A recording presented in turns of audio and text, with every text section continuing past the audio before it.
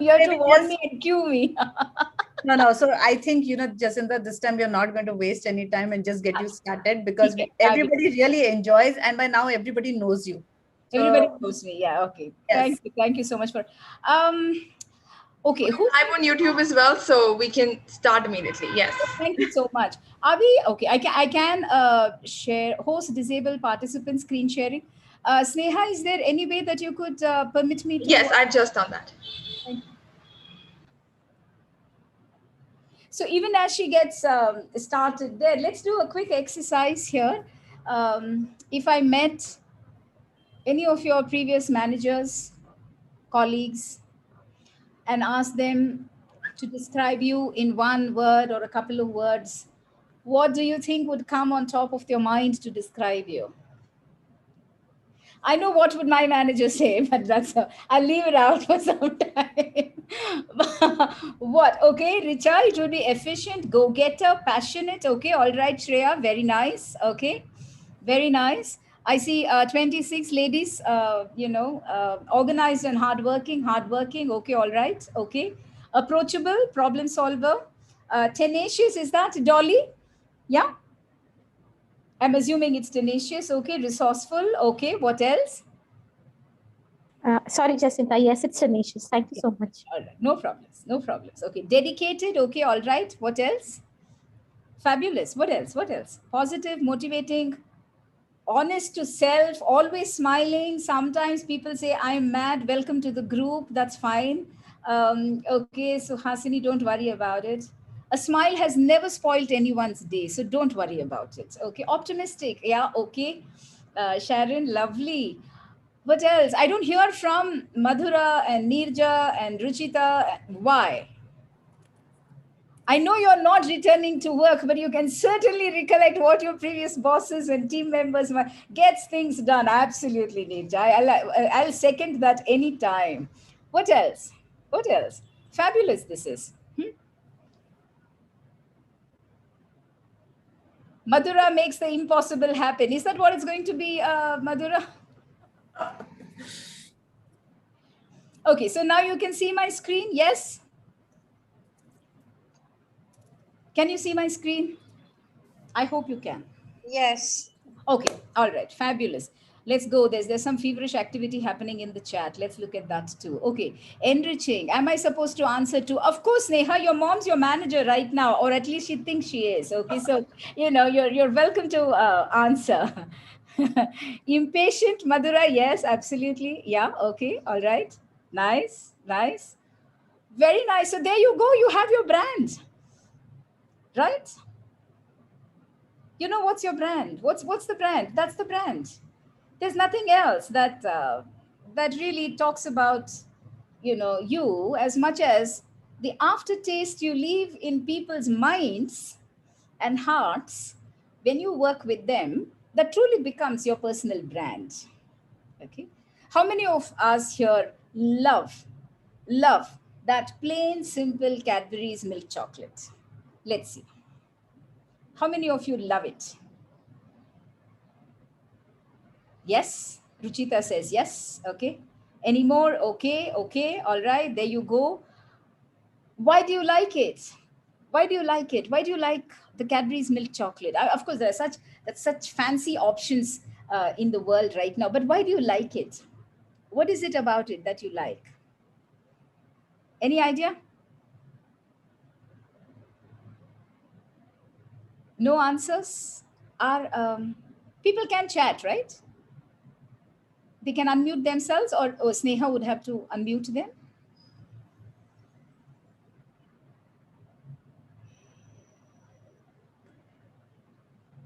Can everyone hear me? There's lots of stuff coming. There's lots of stuff coming. Yes, on everything's on chat. Let me chat, Jacintha. There's lots of stuff coming on the chat. Oh my God. Unique taste. Yes. Okay. People can unmute now. I've enabled you to unmute. It's an original chocolate. I completely agree. Childhood association. Okay, lovely.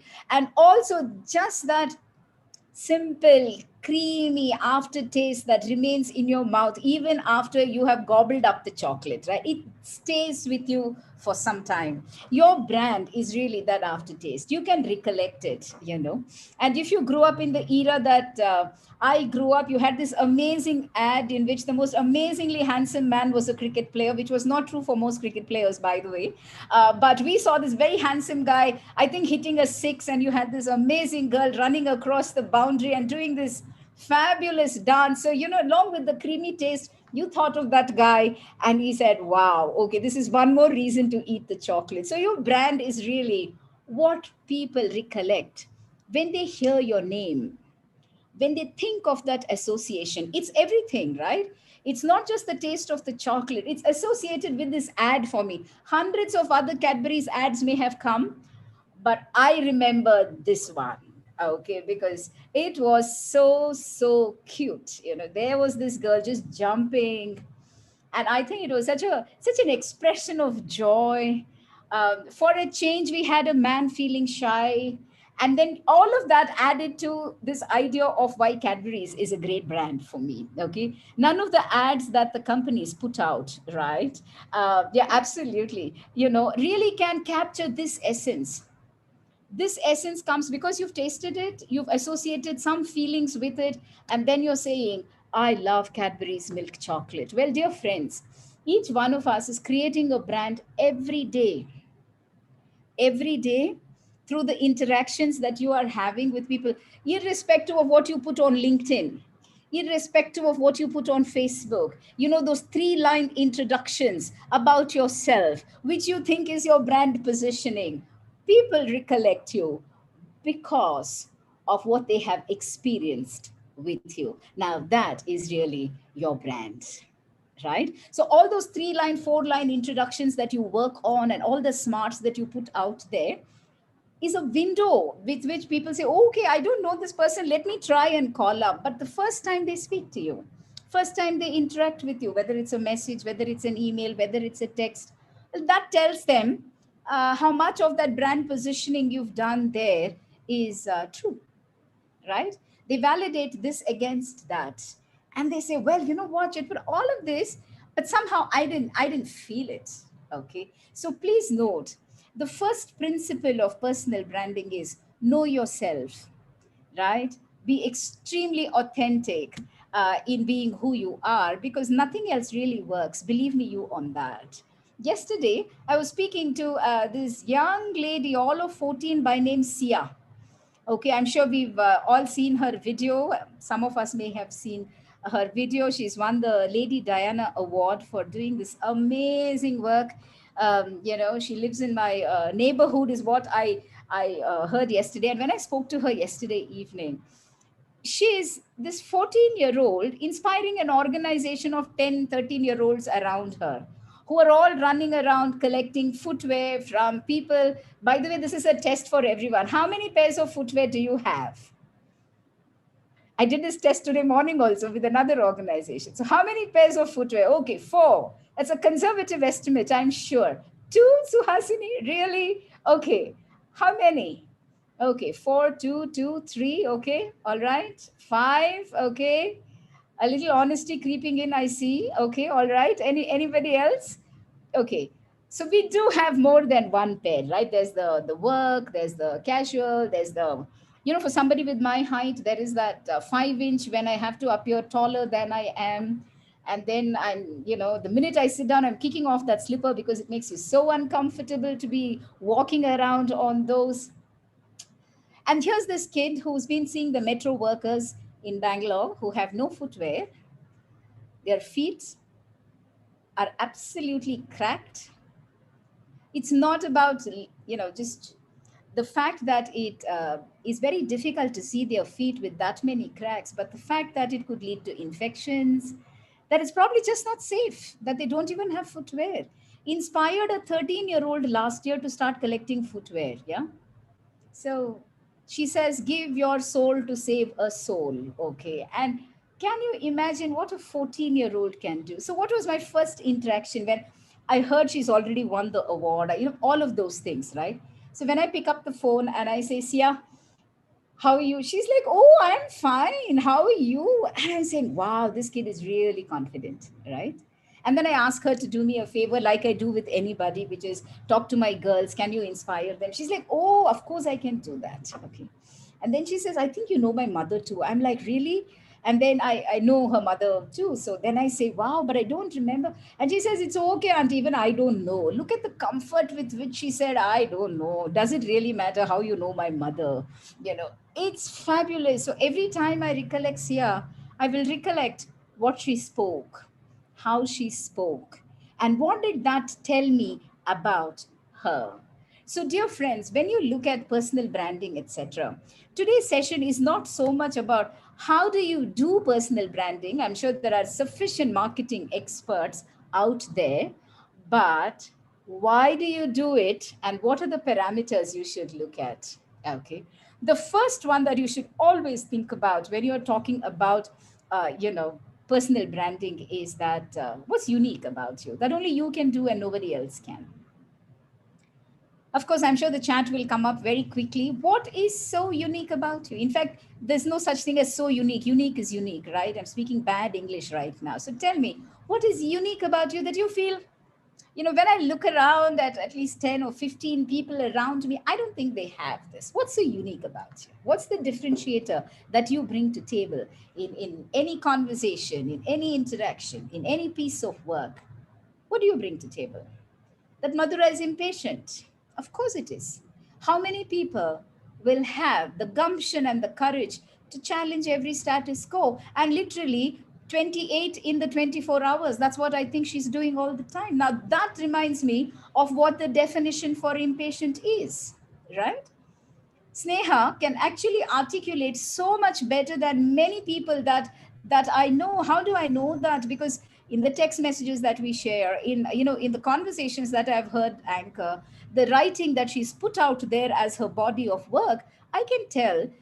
For now, Nirja, don't fly off the table, okay? For an 18-year-old, and I'm assuming she's around 18. Pardon me if she's younger.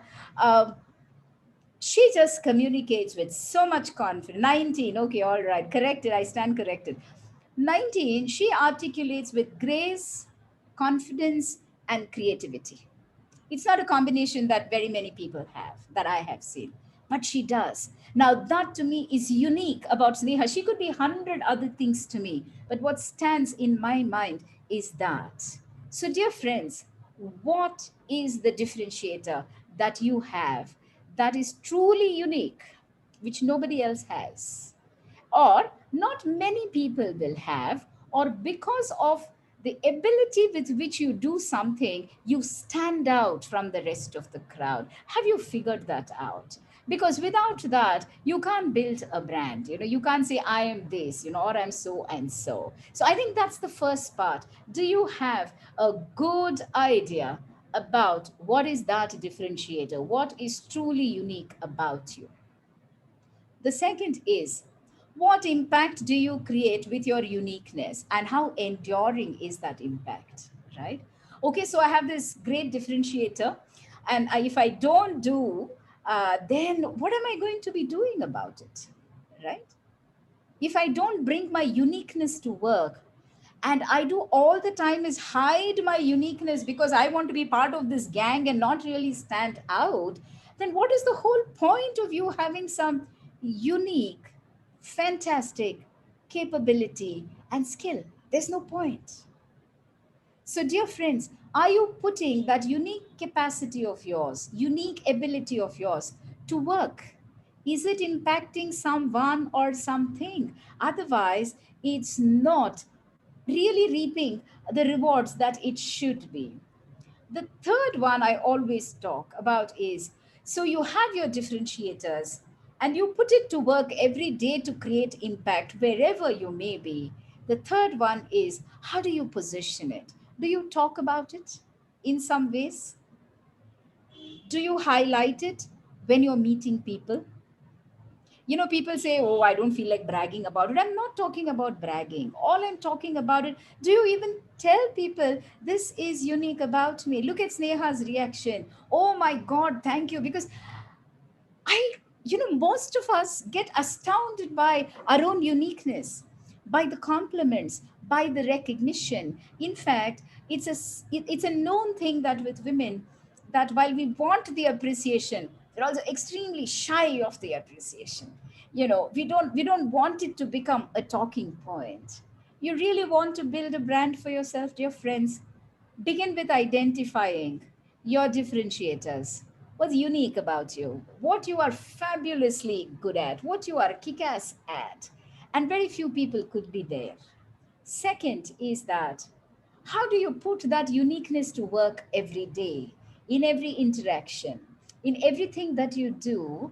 And from there on, you pick up the idea of how do you position yourself with reference to this, the differentiators and the impact. Now, this to me is the starting point of any conversation around personal brand building.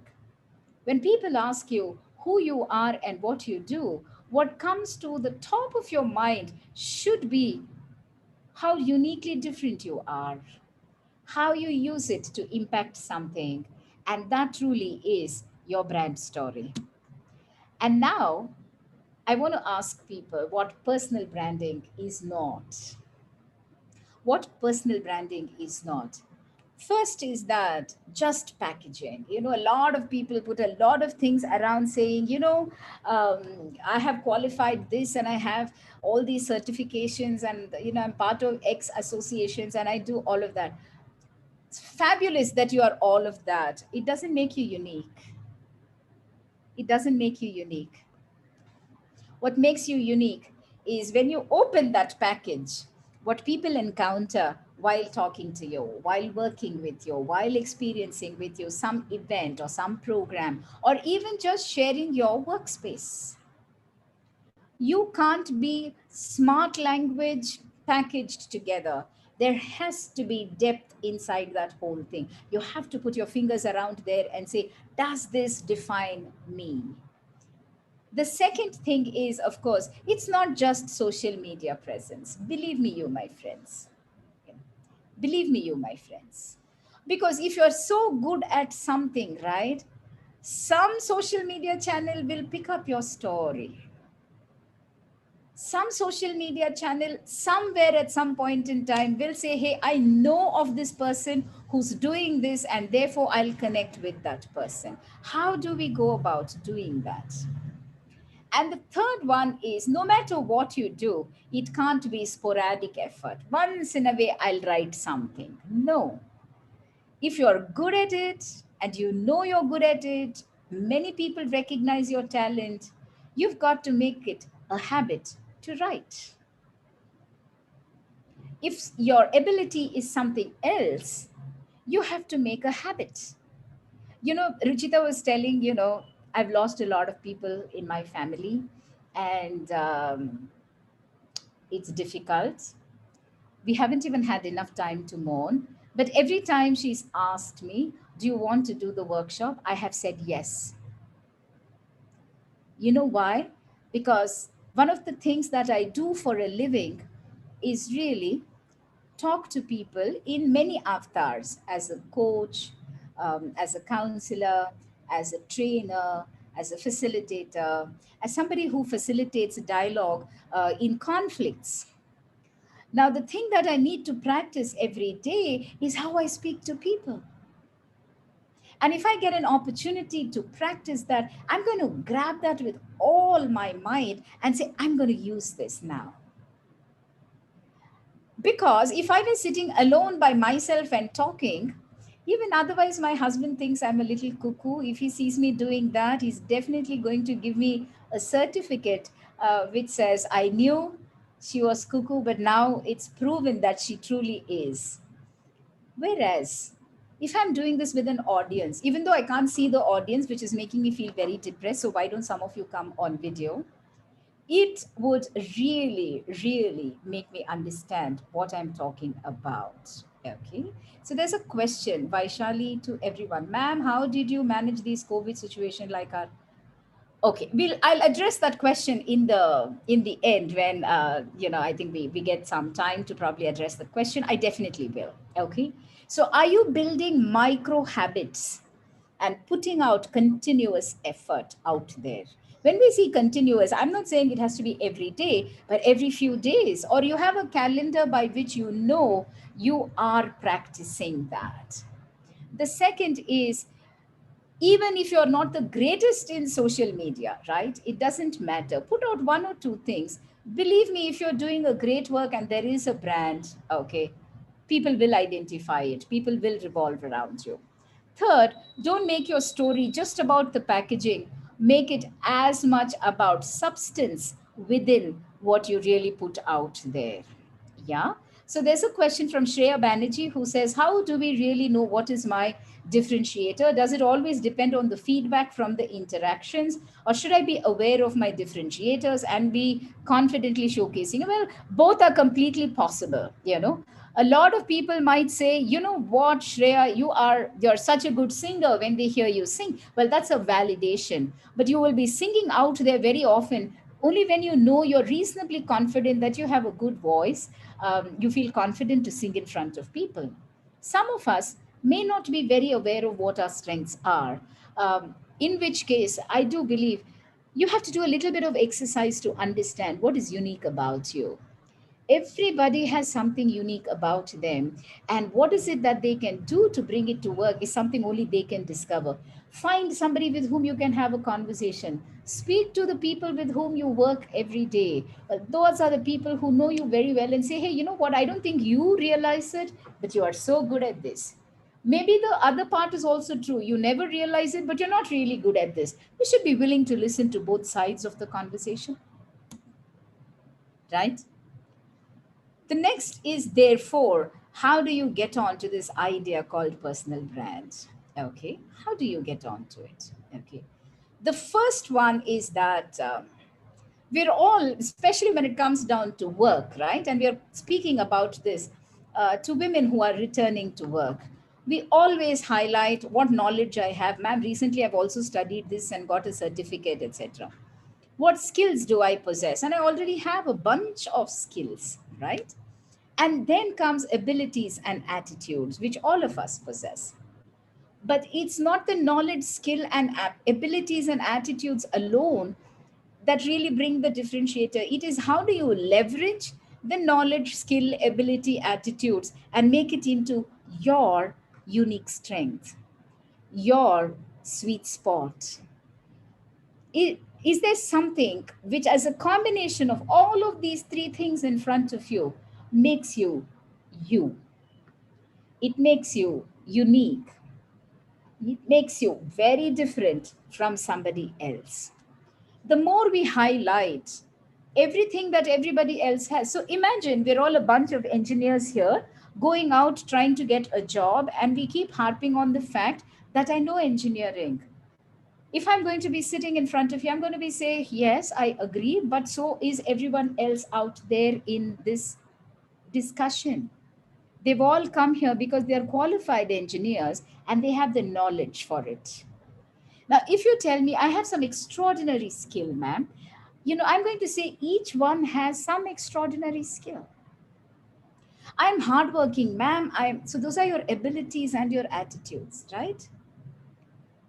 What I want to know is, with this fantastic knowledge, this extraordinary skill, and this beautiful ability and attitude you have, what is that unique strength that you can talk for yourself?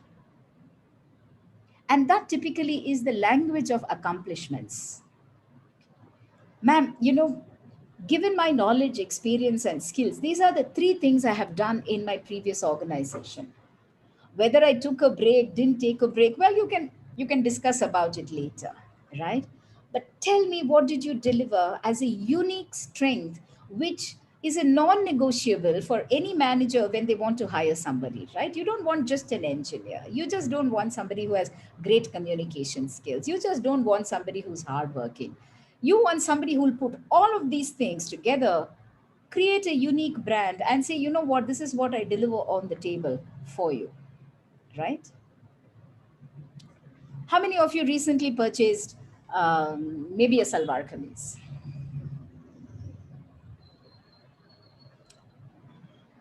Anyone? Online shopping, not interesting enough? Yeah, nobody shopped. Man, this is depressing because I shopped. No purchases since the pandemic here. Nirja, really? Okay, all right. Okay, all right. Anybody else? I have only been buying food. Oh, Sneha. Okay, all right. Suhasini, no. Okay. This is very depressing. Okay, I didn't buy salwar. I bought sari. So, I can't. Okay, let me. Have you heard of this new potato biscuit which has been manufactured in Bangladesh and has become a rage in India? Have you heard of that? It's called PRAN. Exactly, Sampurna. There you are. Did you buy it and eat it? Yes. How did you like it?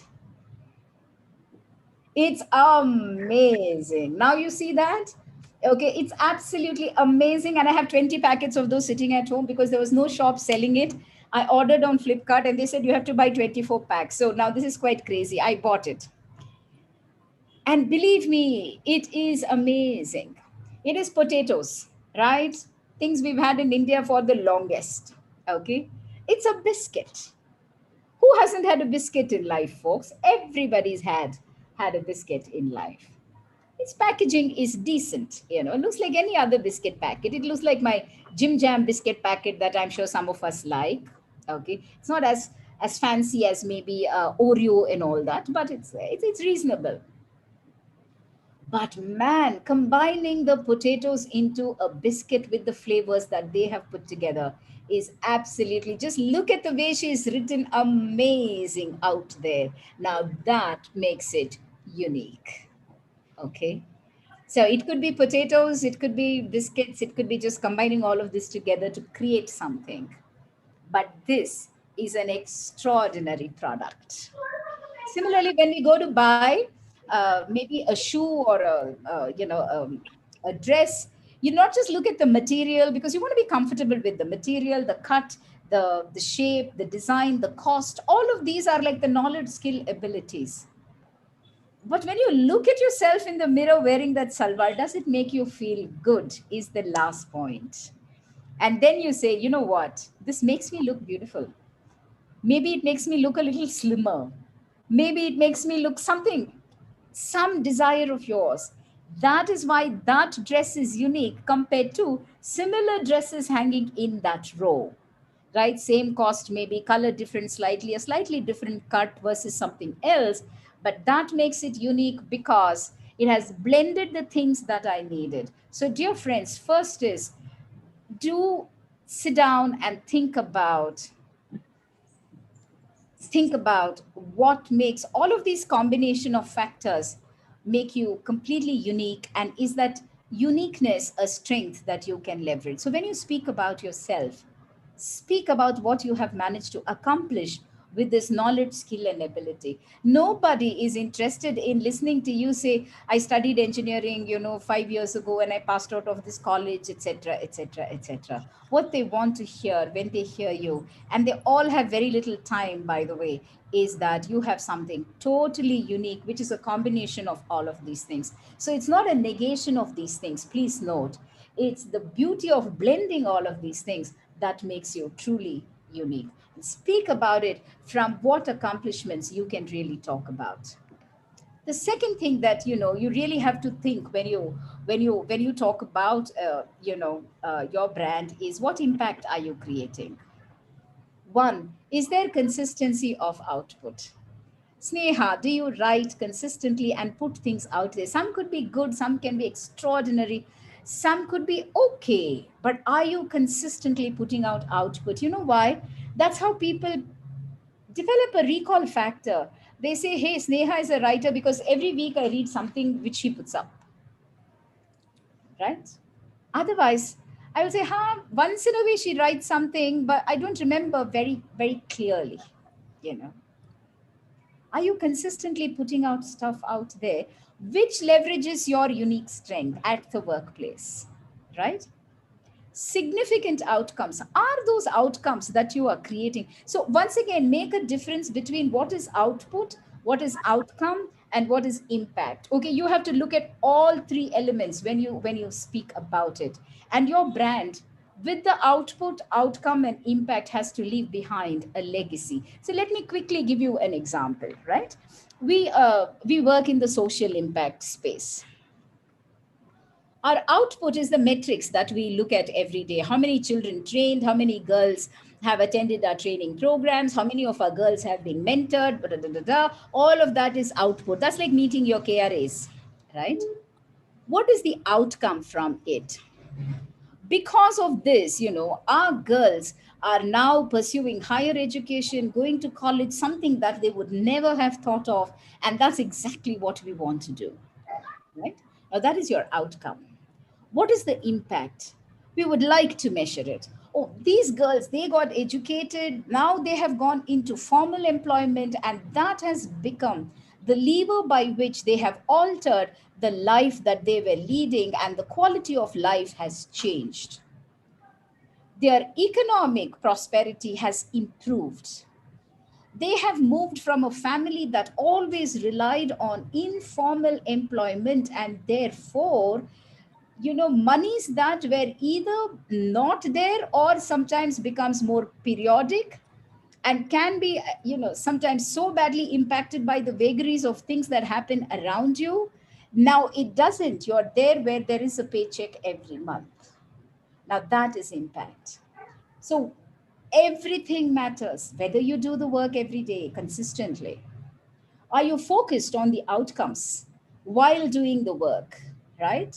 So we have, we write code, we write a, we get a project going, etc.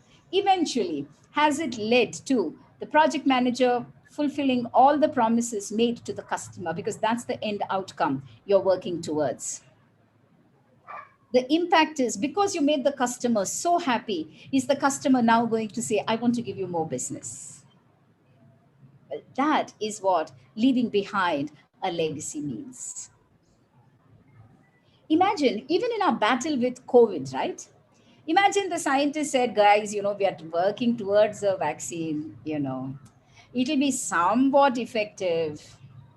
But you know what? We can't promise you anything. No, the scientists across the world have said, listen, we are testing it out with all the constraints. It's not perfect, but we're trying and testing it out.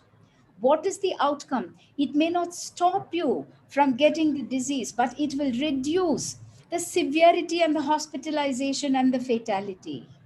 What is the enduring impact because of that? The number of people falling ill with severe illness, going into hospitals, or not making it through is going to be impacted. Now, to me, that is the legacy of the scientific community that has fought this battle so valiantly. In the timelines that we are talking about, folks, 1 year is all that the scientists took to come back with a vaccine. Can you believe what an amazing achievement when the whole universe was being threatened? Now, to me, that is impact. So do not come back and tell me, in my branding, I'm just going to write about the 5 years I worked there, ma'am, and about the 2 years that I did something else, ma'am. No, come back and tell me what's the legacy you left behind in that organization, right? What's the legacy? Oh, because of her, we were able to achieve these things. Because of her presence, my new team members invariably got on to work very quickly. That is your legacy. Your brand has to reflect your legacy. The third one, that I always want to talk about is positioning. Who are you talking to, right? On LinkedIn, you're talking to a professional audience, and hopefully with professional leanings, trying to understand you as a professional, so that they can network with you and you could network with them. So, what is your language there? In Instagram, it's going to be definitely different, right? Because the audience there is probably going to be somebody else. In Facebook, in a closed group, it's going to be a different conversation compared to somebody else. Do you know your audience to whom you're going to be building a brand and positioning that brand? It can't be the same language everywhere. Very different, very interesting, very unique how you present it, right? The mode of positioning, of course, you could decide to tell a story about you. You could decide to do anything about yourself, but decide how you want to do this, which platform you want to use, where do you think it's best that you put it out there. I'll give you an example. I consult with a very, very big school, and the principal, I think, is somebody of great repute and respect for everyone, right? For the students, for the parents, and the extended community. And he had, I'm talking many years ago, gone on a vacation. And on a vacation, you're not going to be behaving like a principal and wearing clothes like a principal, right? But it's also true that the world today, everybody's on Facebook, everybody's connected with each other in very many places, including Facebook. So here he was in a beach, and typically wearing what everybody's supposed to wear in a beach. And many of the parents objected, saying, "You know what? This is not how we want our children to see the principal." And he called us up because we are the ethical officers, and and I said, "Is there a problem here? But that's me in a beach. You don't expect me to, wear a formal attire and go to a beach." And we had to sit down and revisit, who do you accept invitations from, even in the social world, because your brand in that particular channel, right, could be very different from how you want to be perceived. Be very conscious of it, be very clear about it, then put out those pieces only. It's very important. Then of course you have to measure your brand impact. If you say, I'm a terrific speaker, or Sneha says, I'm a wonderful writer, I really write well, it's important to also know how many other people will second you, right? That's the idea of references.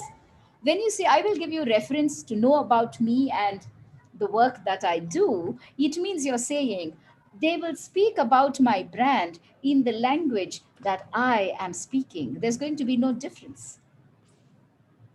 Like Sampurna and I will be the brand ambassadors for prawn biscuit right now. Okay. Because we think it's amazing. Well, then comes your unique selling proposition. If you haven't done these three things, and let me recollect this for you. Okay, let me move up. Okay. Okay, it's not moving.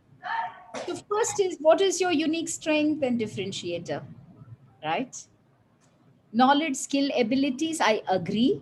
But even before that is, what's your unique strength, blending all of these things together? Second is, what is your legacy? What is it that people remember you by? I must share this story. You know, um, June 17th, I lost my uncle. And I think we've lost about 12 people. But losing this uncle was a devastation in my family, absolute devastation. 87 years old, right? And my earliest memory of my uncle is he would greet everyone with happy, not hello. He would come and shake hands with three happies for everyone, whether you were a small child, whether you were, his compatriot or seniors. He would greet everyone with a shake hand. He'll say, happy, happy, happy. That day when his funeral was happening, I remember one of my uncles said, happiness is gone. And that's my uncle's legacy. He could have been many things to many people. No, he was a parent, he was a spouse, he was a grandparent, he was our uncle, he was just so many things to so many people. But everyone remembered that he was happy, and he greeted us about being happy. And every time he walked into any family function, right, over his suit he'll be wearing something completely atrocious, okay, like a completely big mush, and everybody would know that in each function he would come with a new funny attire, because he truly believed in getting people to feel happy. He'll wear something completely outrageous for a function. Just by looking at him, all of us will be smiling and laughing.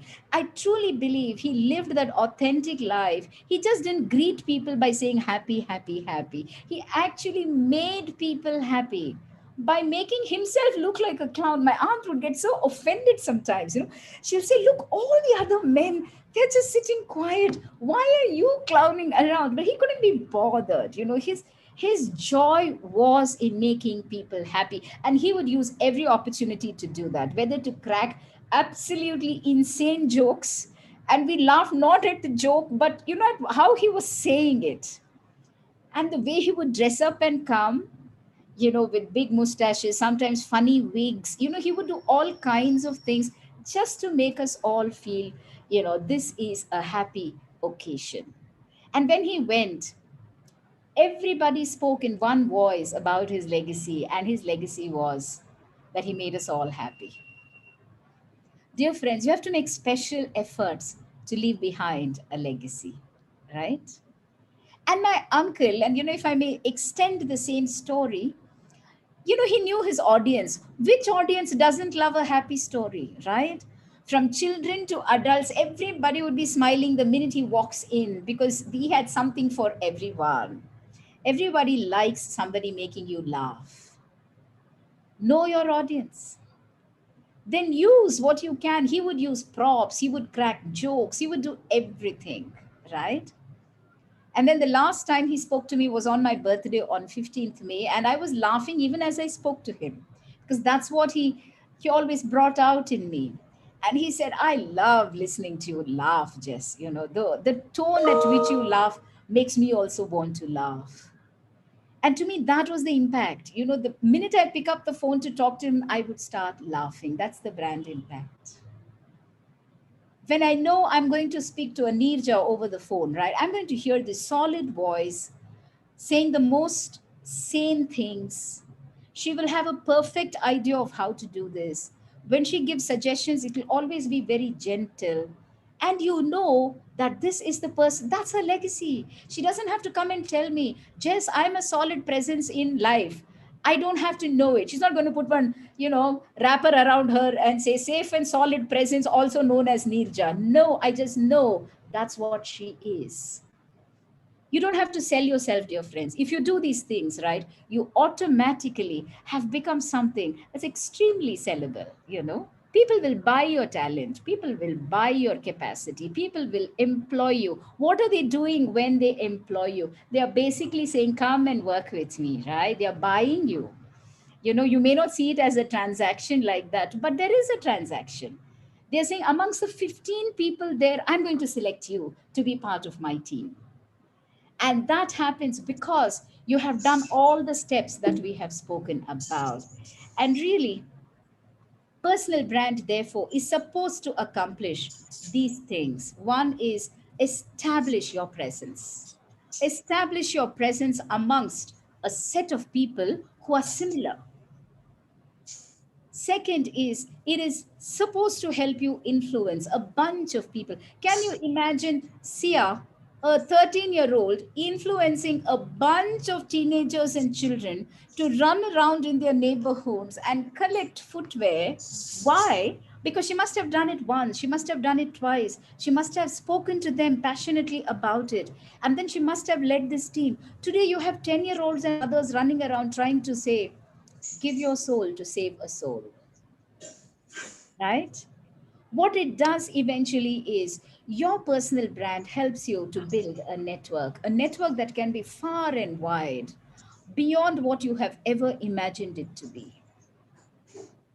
And then, of course, it creates opportunities for growth in a way that you have never expected. You might suddenly get a call saying, hey, you know what? Here is an opportunity. Are you interested? This is something that I feel you will be able to do. And in today's world, I think that is a distinct possibility. If your presence is not known, if there's no community you're able to influence, if you don't have a very purposeful network, I'm not saying large, I'm saying but a purposeful network, and if opportunities for growth don't come to you by recommendation of people, right, it means you don't yet have a personal brand. This is your pulse check. This is your pulse check to say, do I even have a brand? What kind of a brand do I have? Once you do these things, my friend, you can stop attending these workshops. On that note, The workshop is done. And now I will leave the floor open for questions. And we have exactly 10 minutes, I guess. Yeah. And there was one question, right? How do you deal with so much grief?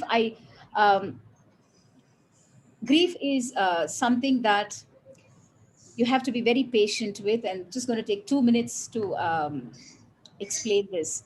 I was very stupid when I lost my father about 5 years ago, and I did everything that is textbook wrong. Okay, I went to work feverishly, tried everything. I told myself my father would have wanted me to be strong, and all of this, and um, but I know it hit me 3 years down the line when I realized, physically, mentally, I don't think I was myself. And at the heart of this whole thing was that I had not grieved. I had put a lot of pressure on myself in trying to lead a normal life, etc. So I took time to think through grief, work through grief, educate myself about the process of grief. And today I'm telling you, I'm just practicing that with reference to the losses that I have in my family. And I try to use that to help people, who are struggling. I'm being very patient with myself. There are days when I want to think about all the people I've lost and I want to cry. And that was last weekend. And it just came out in torrents. And I sat down and I did just that. And I'm sure my husband looked at me. He said, but this happened like 2 weeks ago, because many people cry immediately and then they, sort of, you think you vented it out. For me, it probably happens a little. I'm also very angry that this has happened. We're a very large family. Suddenly, when we go for next set of functions or meet for something, there are going to be quite a few vacant spaces where very loving people were seated before. These are difficult. The way I like to work through it is patient with myself. There are days when, so I always recognize that guilt, anger, frustration, all of this is going to come either together or in, different waves. But you have to recognize that I go through this. And, if you're aware, you recognize your own emotions, and then you say, okay, this is why I'm going through this. And then you hopefully will work through it. And this is going to take time. So just allow your body and mind to say what it is saying, and don't correct it and say no, but you have to now get on with it, etc., because that's hard. So on that note, whatever questions you may have about personal branding, here I am. Ma'am, my question, personal branding is a process, isn't it? It ये is. तो मतलब बहुत साल लग जाएंगे इस चीज को आने में. Absolutely. While it is a very long-term milestone to work towards, right? It is the everyday effort that really makes the brand. Okay, it is not, do they say Rome was not built in whatever kind of stuff? It takes effort, right?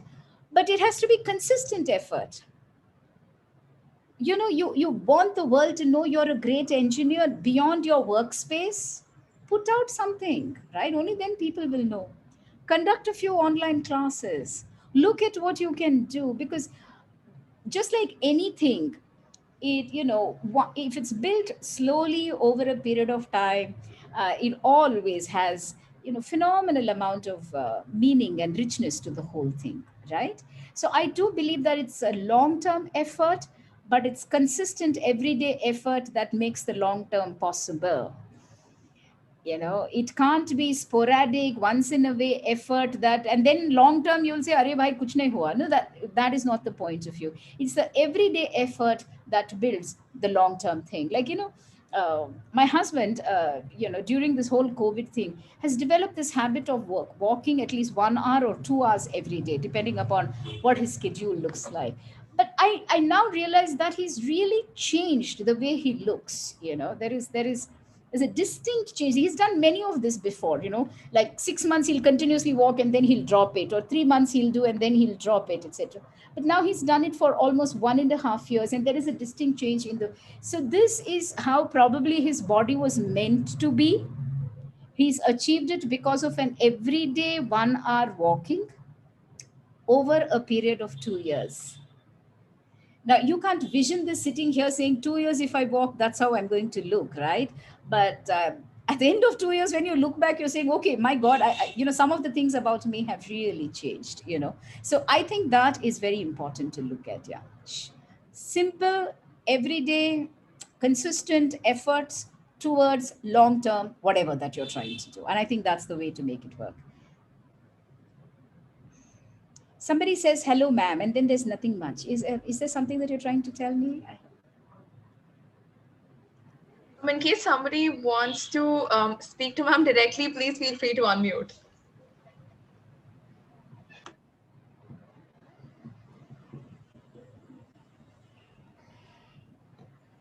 So I can, I can share the presentation with Ruchita or Sneha if you guys are interested. But make the 3 slides like a little checklist and see where you are on each one of them, and then say, where do I want to start my own brand building? Because I think it's important. I think it's important for not just restarting your career, but also to be able to, move along professionally. Nandini here, I understood that we need to know ourselves for self branding. What is it that we need to do to make it work perfectly? So let me tell you something. It's not about making it work perfectly. It's about making it seen and heard by your actions. If you truly are good at I love the fact that I can go to YouTube now and download any recipe, right? It's made my mom very redundant, she thinks, but nevertheless, okay. I love the fact because you have homemakers, simple folks in India who would have never been on a channel before, right? Suddenly saying, this is how you make, a bangan barta, or, in Tamil you call it parupusili, or whatever it is in life. Basically, they're teaching what they do very well. And some of them are such amazing cooks. I don't even think the best of chefs will know the little tricks they know in their cooking, right? And what they're sharing with you is that. And I think it's beautiful. Here is a fabulous opportunity where anybody who has a unique strength can find a way to put it out. I think there are some, I don't know, I think millions of channels dedicated to people who teach and share recipes on YouTube. What else is an example of saying, how do I build my brand, right? I don't even think they started out saying, I want to build my brand. I think they started out saying, I want to share my recipes, right? Then people try a few recipes. Then they say, ma'am, this is very good. Then you say something more. Slowly you build over a period of time. Of course, some of them get very lucky. In the first 10 days, they might accumulate 1 million followers. Some of them do it slowly, but I'm saying it's okay. Consistently, if people see that you're putting out good recipes, interesting recipes, and you give it in a way that's very interesting, I think you will get your own followers over a period of time, for sure. Yeah, yeah. In our finance term, we call it compounding effect. Absolutely, it just goes, and then you go into that effect. So Yeah, and also your is it choice of dressing, the kind of clothes you wear, that also matters for personal branding. your personal brand? I'll give you an example. I had a colleague called Rama, very, very senior to me. Okay. In fact, Rama is one of the managers I admire very deeply. She was working ITI, if I'm right, and then she joined the mainstream IT world during the phase, and she's traveled across the world, met every type of corporate leader, political leader, because then she also went into many projects in which she had to interact with a spectrum of people. Rama always did it with her sari. Okay. And I truly admire that about her, not because I'm saying sari is the only attire. Your attire is what you make of it, my friend. Your attire doesn't make you. Okay. Now, whether you go in a sari, or whether you go in a salwar, or whether you go in a trouser, you make that attire, make it appropriate for the occasion. It's not the attire that makes either the occasion appropriate or you look appropriate. And therefore, I would personally say, wear what you're comfortable with, right? And be confident in what you're wearing. It doesn't matter. There's another question. Shreya Banerjee, ma'am, how we can excel showcasing our strengths during the current situation when we are not associated with any organization, but looking forward to return to the corporate world. First and foremost, where do corporate worlds go and look for prospective, employees and team members? Are you there in those spaces? Have you put out your profiles? If they are searching for you on LinkedIn, are you there on LinkedIn? Have you put out one or two quotes? Have you even, now on LinkedIn, you have that little thing which says open to opportunities. Have you added that to your profile? It's the little things which will make people feel that you are. Have you made a short list of the companies where you feel you want to apply? Because these are very important. And have you proactively written to them and asked? Have you tried to reach someone from that company in your circle on LinkedIn and say, hey, you know what? I'm looking for an opportunity. Is there something that you could help me with in your company because your company is one of the preferred ones? All the HR people of all the companies are today available on LinkedIn. Why don't you share? You know, connect with them, write a message to them saying, this is who I am and I wish to join your company. Tell me the process. If you are not there where people search, well, then it's hard, right? You have to show up where people are searching, and people are searching on LinkedIn. People are searching in platforms like Aspire for Her. People are searching for multiple other platforms which are there. How do you show up over there, and do you show up over there? I think is the big question to ask. Thank you, Shreya. Thank you, Divya. Thank you, Sampurna. I guess we're pretty much on top of the time. If there are no more questions, Neha, um, Ruchita. I don't see any others in the chat. Okay. Madhura, anything from you? Nothing? So I think we are good. And as usual, Jacintha, it's a fantastic session on rebranding. We really enjoy each time you come. And since we are talking here about return to work, we have a lot of jobs and opportunities that we put on our job board. This is besides the fact that we are going to get a lot of corporates who are coming only for return to work also. But besides that, we still have on a daily basis, we struggle, but we make sure that at least 2 jobs are put on our job board. So make it a point to go to a job board and look out whether it's an internship, whether it's a job, whatever you like, but make a beginning. That's all I have to say. And Ruchita works tremendously hard to actually get these jobs, to ensure that they're put up and to ensure that they are, sort of set aside for all of you. And we always make it a point to ask, would you want us to prefer return to work candidates? Would you want us to prefer people who've taken a break? And most of the times the companies are quite proactive and they say yes. But the point is we have to ask. And Ruchita, shout out for you for ensuring that every conversation that we have, she changes it into a conversation to generate employment for all of you. So hard work behind the scenes. Don't often get the opportunity to say it, but I thought I will just end on that note. Not for anything else, but just to ensure that you do show your interest in whatever the roles are. Don't feel constrained about the fact that you don't fit it exactly, or you don't tick all the boxes. But just get started. I think we are also working incredibly hard to get you the right opportunities, especially Ruchita. So take a moment to thank her at some point. It's all teamwork, Madhura. But yes, all I would like to say is just get started somewhere. Until you start, you will not see which direction you're going. So just get started. Automatically, you see where you want to go. That's all. But fantastic teamwork. And we've had, it's a wonderful platform. If you even want to volunteer, feel free to get in touch with me. Whatever it is you want to do with Aspire for Her, please, always open. So thank you, everybody. Thank you, Nija. I can see Maha, I can see Shreya, I can see a whole lot of known faces as well.